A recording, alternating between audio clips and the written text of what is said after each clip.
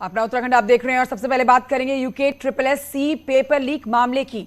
Sources के हवाले से एक बड़ी जानकारी आ रही है। इस मामले में उत्तरकाशी के 2 जिला पंचायत सदस्यों का नाम सामने आ रहा है। ये बड़ी खबर आपको बता रहे हैं। इस समय जिला पंचायत सदस्यों के नाम सामने आ रहे हैं। एक सदस्य भर्ती किंग के नाम से जाना जाता है, जो फिलहाल विदेश फरार हो गया है। इस मामले में एक महिला जिला पंचायत सदस्य गिरफ्तार जल्द की जा सकती है। ये दोनों जिला पंचायत सदस्य STF के रडार पर चल रहे हैं। हम आपको बताएं कि उत्तरकाशी जिले में 80 से ज्यादा अभ्यर्थी परीक्षा में पास हुए थे, लेकिन अब सचिवालय से ये मामला जुड़ रहा है। जिला पंचायत के सदस्यों के नाम सामने आ रहे हैं, तो आप समझ सकते हैं कि ये बड़ी जो धांधलेबाजी की गई है, ये किस लेवल पर की गई होगी। सतेंद्र बर्थवाल और जानकारी के साथ देहरादून से इस समय फोन लाइन पर हमारे साथ मौजूद हैं और जानकारी देंगे। सतेंद्र, ये बड़ी बात है कि यहाँ पर जो 2 बड़े नाम सामने आ रहे हैं वो जिला पंचायत सदस्यों के हैं। एक विदेश भाग चुका है, दूसरे को पकड़ने की तैयारी है। ये कौन है दोनों जिला पंचायत के सदस्य, जानकारी दीजिए। बिल्कुल कंचन, क्योंकि यूके SSSC जो पेपर लीक मामला है, इस पे STF लगातार कार्रवाई कर रही है और करीब 16 जो अपराधी हैं इनको जेल की सलाखों के पीछे भी भेज चुकी है। और अब इसमें सबसे बड़ी एक खबर ये सामने आई है, अभी सूत्रों से अभी ये खबर छन के आ रही है, क्योंकि अभी तक इस पूरे इस मामले में कुछ सरकारी कर्मचारी से लेकर संविदा कर्मचारी भी इस मामले में अरेस्ट हुए। और ये अब 2 जिला पंचायत सदस्य यानी कि व्हाइट कॉलर जो 2 लोग हैं, इनका भी नाम इसमें आ रहा है। और ये बताया जा रहा है जिसमें एक जो जिला पंचायत सदस्य है जो फिलहाल विदेश में है, और इसका नाम पहले भी कई भर्तियों में इसका नाम आ चुका है। और इस पे अब रडार STF इन दोनों को जल्द अरेस्ट कर सकती है। और जो महिला जिला पंचायत सदस्य का जो नाम बताया जा रहा है, ये वही महिला जिला पंचायत सदस्य बताई जा रही है जिसने उत्तरकाशी के करीब 80 से ज्यादा जो छात्र हैं जिन्होंने भर्ती परीक्षा में भाग लिया था, उन तक पेपर पहुंचाने का काम किया था, जिसको लेकर STF जल्द दोनों की अरेस्टिंग कर सकती है। जी, मतलब अब जो गिरफ्तार लोग हैं उनकी संख्या 16 से 18 होने वाली है। शुक्रिया आपका सतेंद्र बर्थवाल जानकारी के लिए। और आइए आपको बताते हैं कि भारत अपनी आजादी की 75वीं वर्षगांठ मना रहा है। आजादी के इस अमृत महोत्सव में हर घर तिरंगा अभियान चलाया जा रहा है। आजादी का अमृत महोत्सव, इसके तहत स्वतंत्रता दिवस को खास बनाने के लिए सरकार हर घर तिरंगा कैंपेन चला रही है। ये अभियान 13 अगस्त यानी कि आज से शुरू होकर 15 अगस्त तक चलने वाला है। PM मोदी ने देशवासियों से अपील की है, सभी देशवासी अपने घरों पर आजादी के इस अमृत महोत्सव पर तिरंगा फहराएं। देश में आज से हर घर तिरंगा अभियान की शुरुआत हो गई है और शुरुआत आपने देखी गृह मंत्री अमित शाह के सरकारी आवास पर लहराते झंडे के साथ। इसके अलावा आप लाल किले की तस्वीरें भी देख रहे हैं। गृह मंत्री अमित शाह अपनी पत्नी के साथ आज सुबह अपने आवास पर झंडा फहराते हुए तस्वीरों में कैद हुए। आपको बताएं कि चंपावत में CM पुष्कर सिंह धामी ने हर घर तिरंगा अभियान के तहत तिरंगा यात्रा निकाली। CM धामी 2 दिन के चंपावत दौरे पर हैं। आज सुबह उन्होंने लोहाघाट के अद्वैत विवेकानंद मायावती आश्रम में तिरंगा यात्रा निकाली। CM धामी ने इसी आश्रम में रात्रि विश्राम भी किया। माता की जय, भारत माता की जय, जय हिंद, जय हिंद। आपको बताएं कि उत्तराखंड में ITBP के जवानों ने भी हर घर तिरंगा अभियान शुरू कर दिया है। जवानों ने 14,000 फीट की ऊंचाई पर तिरंगा फहराया, भारत माता की जय के नारे लगाए, वंदे मातरम के जय के नारे लगाए।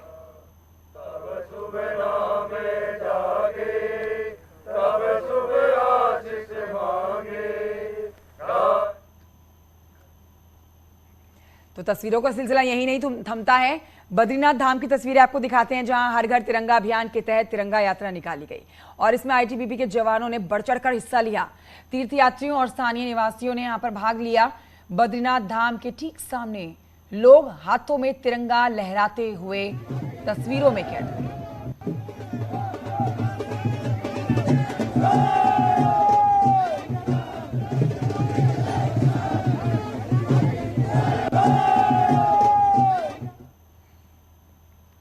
देहरादून में भी आजादी के अमृत महोत्सव के तहत मंत्री रेखा आर्य ने शहीद स्मारक से तिरंगा यात्रा निकाली।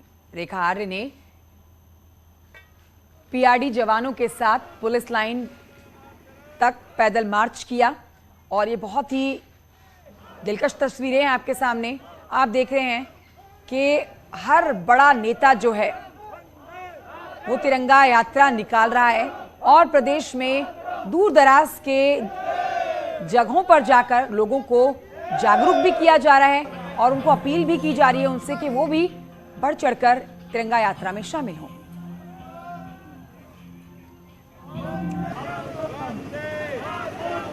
और हमारे साथ भारती सकलानी इस समय देहरादून से लाइव मौजूद है। सीधे रुख करते हैं भारती सकलानी की तरफ।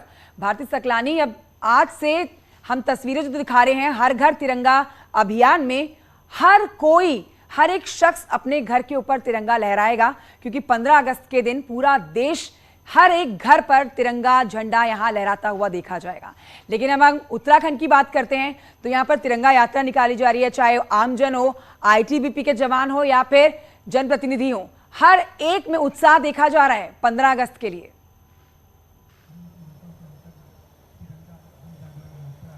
बिल्कुल 15 अगस्त को लेकर पूरी तैयारी यहां पर की जा रही है और जन जागरण यात्राएं निकाली जा रही हैं। स्कूली बच्चे यात्राएं निकाल रहे हैं और हर हाथ में तिरंगा यहां पर नजर आ रहा है। इस वक्त हम मौजूद हैं पुलिस लाइन में, जहां पर जन जागरण यात्रा अभी पहुंची है और यहां पर पीआरडी के जवान मौजूद हैं। मैं चाहूंगी कि वो भी आप देखें कि किस तरीके से उत्साह से लबरेज यहां पर पीआरडी के जवान नजर आ रहे हैं।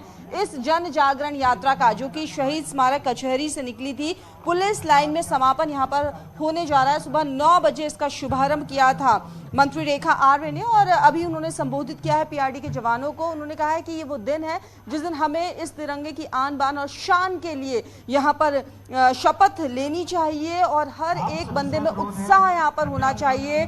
आजादी के इस अमृत महोत्सव को लेकर 75वीं वर्षगांठ पर जो जोश उत्साह यहां पर देखने को मिल रहा है वो हर एक व्यक्ति में यहां पर होना चाहिए और इसी के मद्देनजर सरकार की भी यही कोशिश है कि इस तरह से जन जागरण यात्राएं निकाली जाए। छोटे बच्चों से, स्कूली बच्चों से भी यहां पर यात्राएं जो है वो निकाली जा रही हैं और उसके बाद 13 से, यानी कि आज से लेकर 15 तारीख तक यही तस्वीर हमें देखने को मिलने वाली है हर जगह पर। बिल्कुल, और 13 से 15 तक ऐसी तस्वीरें आएंगी और आपके पीछे भी जो तस्वीरें आ रही हैं उनमें भी साफ देखा जा सकता है कि कार्यक्रम का आगाज हो चुका है। मुख्यमंत्री पुष्कर सिंह धामी से लेकर उनकी कैबिनेट का हर मंत्री जो है वो इसी तरह से हाथ में तिरंगा लहराता हुआ जनता के बीच में नजर आ रहा है। यानी कि भारती सकलानी, आज भी कई कार्यक्रम होने वाले हैं। ये रेखा आर्य, मंत्री रेखा आर्य का कार्यक्रम तो आप दिखाई रही हैं, इसके अलावा आज शाम तक और 15 अगस्त तक इसी तरह से तिरंगों के बीच में कार्यक्रम होता रहेगा पहाड़ में। जी बिल्कुल, हर पॉलिटिकल पार्टी जो है वो अपनी अपनी तरफ से यात्राएं निकाल रही हैं। कोई सबसे ऊंचा तिरंगा यहाँ पर फहरा रहा है, कोई उनको लेकर जो है यात्राएं निकाल रहा है। अगर आज की ही मैं बात करूं, अब से थोड़ी देर बाद बीजेपी भी अपनी यात्रा जो है वो निकालने जा रही है, कांग्रेस की भी अपनी तिरंगा यात्रा है। तो इस तरह से जो है हर कोई इस तिरंगा यात्रा में, यानी कि इस जश्न बिल्कुल, और सरकार के इस मुहिम में, सरकार के इस अभियान में देखिए विपक्ष भी बढ़ चढ़कर साथ ले रहा है, तो ये भी अपने आप में अद्भुत है। बहुत शुक्रिया आपका भारती सकलानी जानकारी के लिए।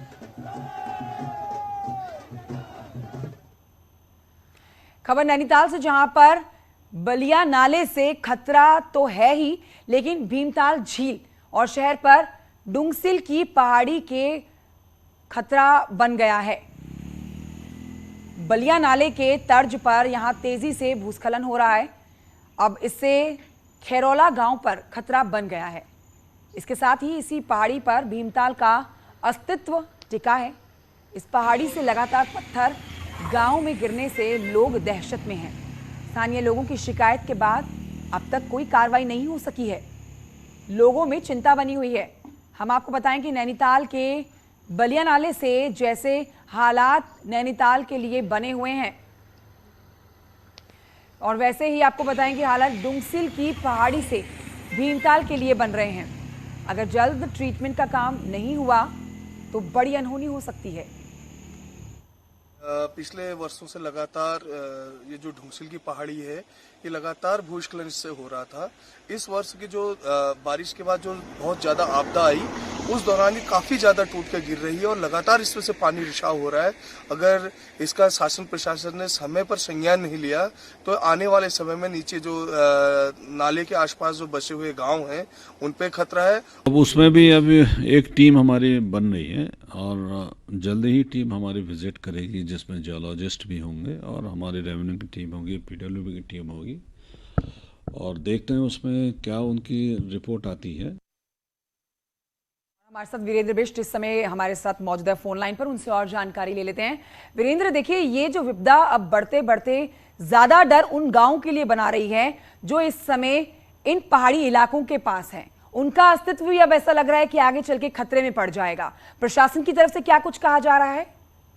देखिए कंचन, वाकई ये गंभीर विषय है क्योंकि जिस तरह से बलिया नाले का कटाव हो रहा था और 3-4 सालों में उसकी डीपीआर तक तैयार नहीं हो पाई, लेकिन अब जो है भीमताल जो झील है या भीमताल के जो निचली वाली पहाड़ी है उससे एक बड़ा खतरा शुरू हो गया है। लगातार वहां से भूस्खलन हो रहा है और जो आसपास के गांव हैं जैसे रोसिल, खैरोला, इन गांवों को भी एक बड़ा खतरा उस पूरे इलाके में है। और जो भीमताल है उस भीमताल झील के लिए भी एक बड़ा खतरा ये लैंडस्लाइड माना जा रहा है क्योंकि जिस तरह से भूगर्भ वैज्ञानिकों ने अपनी चिंताएं व्यक्त की थी उससे एक खतरा है। हालांकि इस पूरे मसले को लेकर जब स्थानीय ग्रामीणों ने लगातार पत्राचार सरकार या सरकार के नुमाइंदों से किया, लेकिन उसके बावजूद भी कोई ट्रीटमेंट का काम शुरू नहीं हो पाया। हालांकि जब हम इस विषय को लेके डीएम से हमने सवाल पूछा तो डीएम का साफ तौर पर यह कहना था कि राजस्व विभाग और जो तमाम पीडब्ल्यूडी विभाग, इन विभागों के साथ एक कमेटी का गठन किया गया है और उनको कहा गया है कि मौका मुआयना उस पूरे इलाके में जाके करें और एक रिपोर्ट तैयार करें ताकि जो इस पहाड़ी का है वो ट्रीटमेंट का काम शुरू हो सके। कंचन, ये इसलिए विषय महत्वपूर्ण है, इसी पहाड़ी पर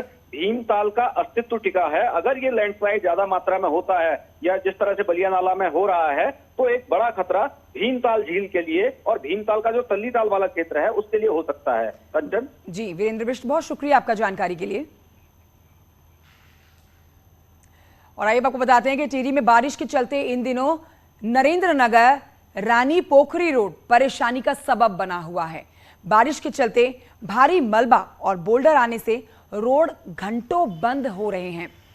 हालांकि पीडब्ल्यूडी के द्वारा मशीनों से रोड को खोलने का हर दिन प्रयास किया जा रहा है, लेकिन विभागीय अधिकारियों का कहना है कि एनएच के अधिकारियों की लापरवाही के चलते किलोमीटर 1 में बने डंपिंग जोन से बारिश में मलबा रोड पर आ रहा है। अब इसी के चलते रोड बंद हो रहे हैं। नेशनल हाईवे के अधिकारियों के द्वारा डंपिंग जोन में सुरक्षा वॉल नहीं बनाई गई है, जिससे लगातार परेशानी बढ़ रही है।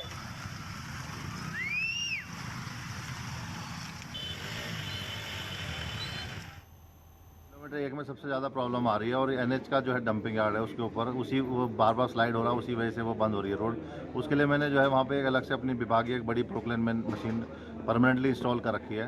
तो कभी भी रोड बंद होती है प्रयास ये रहता है कि जल्दी से जल्दी हम लोग खोल दें उसको जो है।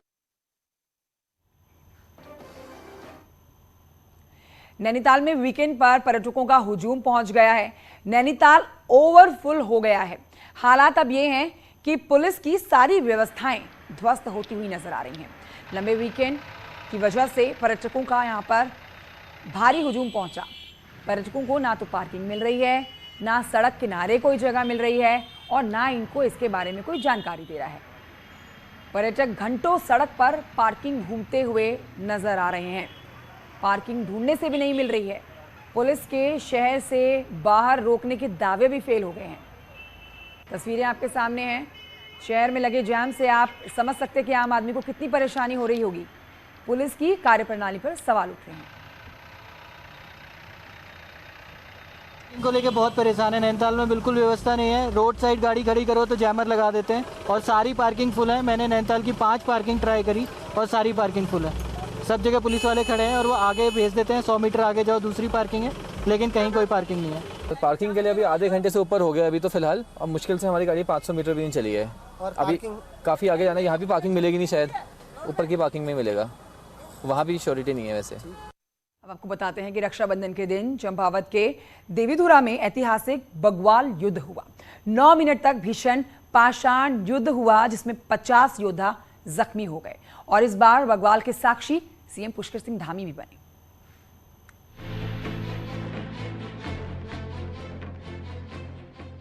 रक्षाबंधन का दिन, हजारों लाखों लोगों की भीड़ और इसी भीड़ के बीच हुई इस बार की बगवाल। चंपावत के देवीधुरा में हर साल की तरह इस बार भी पाषाण युद्ध हुआ। मां बाराही के मैदान में चमियाल खाम, वाली खाम, गहरवाल खाम और लमगड़िया खाम के बीच ऐतिहासिक बगवाल खेली गई। इस बार कुल 9 मिनट तक बगवाल का युद्ध चला, जिसमें पहले फलों से लड़ाई हुई और फिर पत्थर भी खूब चले। 9 मिनट तक हुए भीषण पाषाण युद्ध में 50 रणबांकुरे चोटिल हुए और इस युद्ध में रक्त बहने को मां बाराही का आशीर्वाद माना जाता है। हमारे खाम के रणबांकुरों ने बड़े उत्साह के साथ बगवाल खेली और मैं भी स्वयं चोटिल हो चुका हूं बगवाल में, लेकिन मुझे परवाह नहीं है। जो गंभीर रूप से घायल हैं उनको देवीधुरा अस्पताल में भेज दिया गया है और लगभग 30 से 35 लोगों को यहीं पर उनको स्टिच टाँके लगाए जा रहे हैं और दवाई लगाई जा रही है। देवीधुरा बगवाल में उमड़ा ये जन सैलाब जहां मां बाराही पर श्रद्धालुओं की आस्था को बताता है, तो वहीं खुद मुख्यमंत्री पुष्कर धामी ने भी मां बाराही के धाम पहुंचकर पूजा अर्चना की और ऐतिहासिक बगवाल को देखा। मुख्य सेवक बनने के बाद मुझे आज प्रत्यक्ष रूप से ये पाषाण युद्ध जो हमारा शताब्दियों से चला आ रहा है उसको देखने का अवसर मिला है। रक्षाबंधन के दिन हर साल यहाँ पाषाण युद्ध यानी कि बगवाल खेली जाती है और तब तक पत्थर चलते हैं जब तक कि एक इंसान के बराबर का रक्त बह न जाए और उसके बाद ही बगवाल को रोकने की घोषणा की जाती है। और आइए बात करते हैं बॉबी कटारिया की। बॉबी कटारिया पर एक्शन के बाद उत्तराखंड पुलिस की नजर उन तमाम लोगों पर है जो सड़कों पर बाइक स्टंट से लेकर जाम छलकाने के वीडियो बनाते हैं और सोशल मीडिया पर डालते हैं।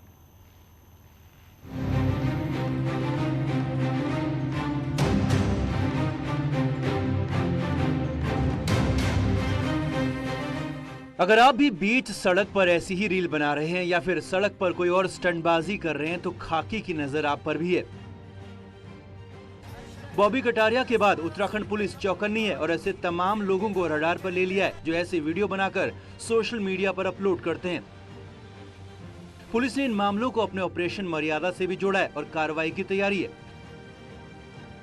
ये पूर्णतया गलत है और अपने को यूथ में हीरो दिखाने के इस तरह के प्रयास पूरी तरह गैर कानूनी हैं, अगेंस्ट द लॉ हैं और इनको बिल्कुल भी सहन नहीं किया जा सकता।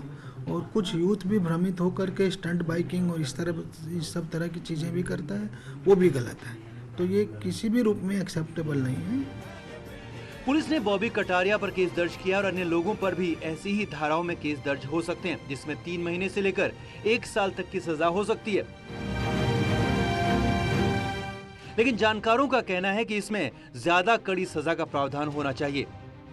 लेकिन ये धाराएं बहुत हल्की हैं, ये सारी जमानती धाराएं हैं और अगर मैं आपको सही मायने में कहूँ कि मुकदमा अगर इन्हीं धाराओं में पुलिस चार्जशीट लगाती है और ये माननीय न्यायालय में आता है और विचरित होता है, तो इसमें मैं समझता हूं कि पहली डेट पे अगर वो कन्फेस कर लें तो 1200 से 1500 के बीच में फाइन भर के ये मुकदमा खत्म हो जाएगा। सोशल मीडिया पर वायरल होने, प्रसिद्धि पाने के लिए लोग तमाम तरह के हथकंडे अपनाते हैं, लेकिन अब अगर आपकी हरकत से दूसरों को परेशानी हुई तो हवालात आपका इंतजार कर रही है। न्यूज़ 18 के लिए देहरादून से भारती सकलानी की रिपोर्ट।